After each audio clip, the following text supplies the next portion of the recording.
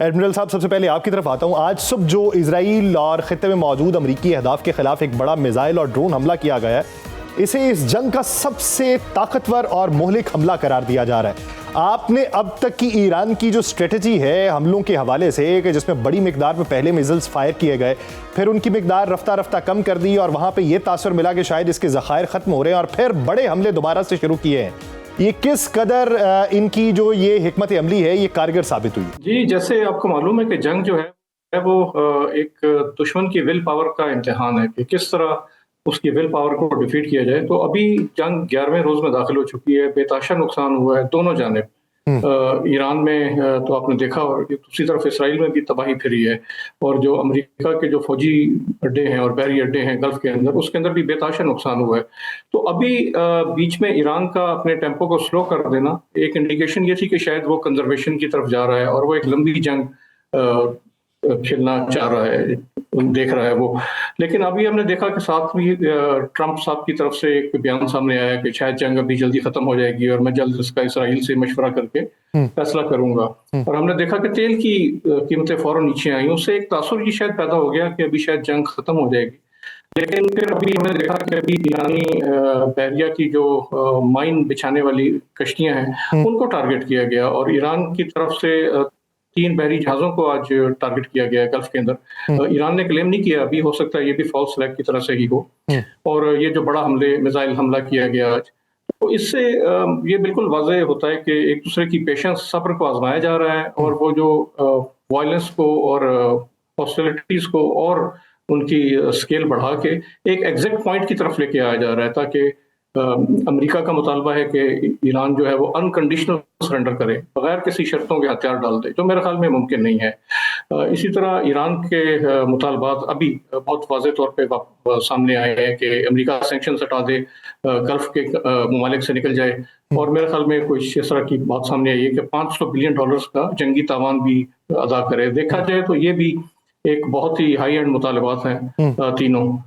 लेकिन ये अगले आने वाले दिन बहुत अहम है, जिसमें जंग के रुख का फैसला हो। जंग के रुख का फैसला होना है। मैं सर आपकी तरफ आता हूँ। सर एडमिरल साहब, जो बात अभी हो रही है ईरान के हवाले से, तो इत्तलात दिन के अंदर ये भी थी कि जो नए सुप्रीम लीडर हैं आयतुल्ला सैयद मुज्तबा खामनाई, वो भी किसी हमले के अंदर जख्मी हुए। मसूद पज़ेश्कियान के जो साहिबजादे हैं उनके हवाले से क्लेम किया जा रहा था कि वो कहते हैं कि स्लाइटली जख्मी हैं लेकिन महफूज हैं। तो अगर फिर से टारगेट करने की इत्तलात मुसद्दिका साबित हो जाती हैं कि जो एक पहले रेड लाइन अबूर हुई थी और उसके बाद ये सारा कुछ हुआ, अगर फिर से ऐसा कोई इकदाम उठाया जाता है तो उसका अंजाम फिर क्या होगा? जी, ये मेरे ख्याल में ये तो अनथिंकेबल है। आपने देखा कि जैसे डिकैपिटेशन स्ट्राइक की गई और खामनेई साहब को उनको शहीद किया गया, तो ईरान इस बारे में बहुत केयरफुल है। दूसरी तरफ आपने देखा कि इसराइल में जो नेतन्याहू है वो भी मंजर आम पर नहीं आया, और उसके बारे में भी काफ़ी खबरें आ रही हैं कि शायद वो जख्मी हो गए हैं और मुल्क से बाहर चले गए हैं। ये इस जंग में, इस नेचर की जो जंग है, इसमें ये एक्सपेक्ट किया जा सकता है, और ईरान इस वक्त जो है इस चीज़ का उसको बड़ी शिद्दत से इदराक है कि उसको अपनी लीडरशिप को सेफगार्ड करना है। तो इसके अंदर कुछ भी हो सकता है, कोई फाते नहीं होगा। लेकिन खसारे के हवाले से एडमिरल साहब, जॉन बोल्टन जो एक्स एम्बेसडर है यूनाइटेड नेशन में और जो टो करते हैं रिपब्लिकन की पॉलिसी को, वो ये कहते हैं कि अगर इस जंग में शिकस्त हुई तो इसका मलबा डोनाल्ड ट्रंप अपने सर नहीं लेंगे, ये बेंजामिन नेतन्याहू के सर डाल देंगे। अब आप ये देखिए कि अमेरिका के अंदर भी मुखालिफ आवाज़ें उठ रही हैं। कांग्रेस जो है वो इस बारे में परेशान है कि सदर का इख्तियार बहुत ज़्यादा बढ़ गया। उन्होंने अमरीकी मफादात को बालाए ताक रखते हुए इजराइल का साथ दिया। इजराइल की सूरत हाल देखें तो वहाँ पर भी जब गजा के ऊपर हमले जारी थे उस वक्त आवाज़ें तो थीं, मुखालिफ आवाज़ें, लेकिन अब जब बाकायदा तौर पर टारगेट हिट होता है हाइफा के अंदर या तल अबीब के अंदर या उसके मजाफात में, तो वो रिटेलिएशन मजीद बढ़ रही है। तो फिर दोनों अतराफ में दोनों लीडरान का साख जो है या उसका नुकसान जो है वो किस हद तक होगा? जी बिल्कुल। इसमें जैसे आपने कहा कि ये इसका मलबा अपने सर नहीं लेंगे सदर ट्रंप, तो ये तो बात बिल्कुल अयां है कि कहते हैं कि फतह के 1000 बाप होते हैं और जो शिकस्त है वो एक यतीम बच्चा है। शिकस्त अपने सर कोई नहीं लेना चाहता। अगर वो एक ऑनरेबल लीडरशिप नहीं है। तो इस केस में भी कुछ ऐसी इंडिकेशन आ रही हैं। दोनों तरफ जो है वो एक्सट्रीम, दोनों ममालिक या दोनों अमेरिका और इसराइल एक तरफ और ईरान दूसरी तरफ एक्सट्रीम पोजीशंस पर चले गए हैं। ईरान की बका की जंग है और अमेरिका के ये इज्जत तो वकार की जंग है। वो जो एक सुपर पावर के तौर पे, एक सोल सुपर पावर के तौर पे अपने आप को देखता था, एक यूनिपोलर मोमेंट थी, वो अकेला ही बादशाह था इस धरती का। मगर जब उसने अपने चैलेंजर्स को देखा कि चीन किस तरह तेजी से उभर के सामने आया उसके मुकाबले पे, और रूस जो है वो सोवियत यूनियन के टूटने के बाद नीचे था, फिर उसने तरक्की की। तो ये इसमें ये जंग जो है खौफ के कोख से पैदा हुई है। एक तरफ अमेरिका को इस चीज का खौफ कि कहीं मेरी जो अकेली एक सुपर पावर है उसकी हैसियत खत्म ना हो जाए, दूसरी तरफ इसराइल का खौफ कि कहीं ईरान मुझे सफ़े हस्ती से ना मिटा दे। तो जब भी खौफ से कोई फैसला किया जाता है तो उसमें कोई ना कोई कमी रह जाती है, जो अभी हमें देखने में आया कि उसकी स्ट्रेटजी क्या थी कि अचानक मुज़ाकरात करते ही हमला कर दिया गया, फिर जंग के अहदाफ जो हैं वो शुरू से बदलने लग गए।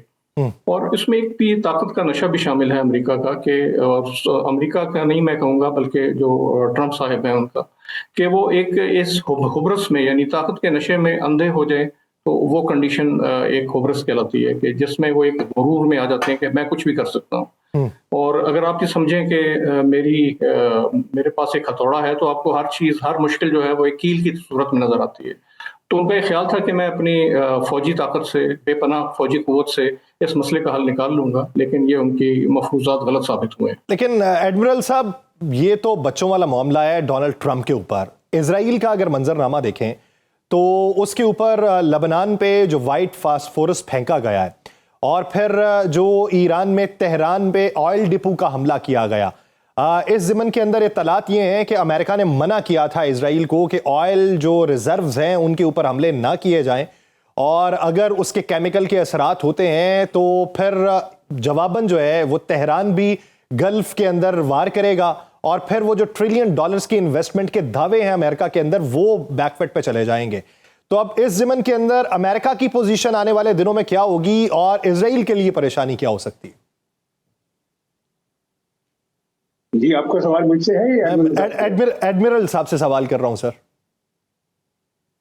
एडमिरल साहब जी, आप मुझसे सवाल कर रहे हैं? जी सर, ये आप ही से सवाल है सर मेरा। जी जी जी अच्छा, जी, जी। अच्छा, जैसे मैं पिछले सवाल से लिंक करूंगा कि जैसे गर्ल्स स्कूल पे एक हमला किया गया, तो ये मेरे ख्याल में एक वॉर क्राइम के जुमरे में आता है, क्योंकि अगर वो बाद में तहकीकात से साबित होता है कि ये गलती थी और एरर ऑफ जजमेंट थी, तो एरर ऑफ जजमेंट पहले दिन नहीं होती। जब आप एक वॉर प्लान एग्जीक्यूट करने जा रहे होते हैं तो बड़े एहतियात के साथ टारगेट की सिलेक्शन की जाती है और बड़े हाई लेवल पे टारगेट्स की क्लियरेंस होती है।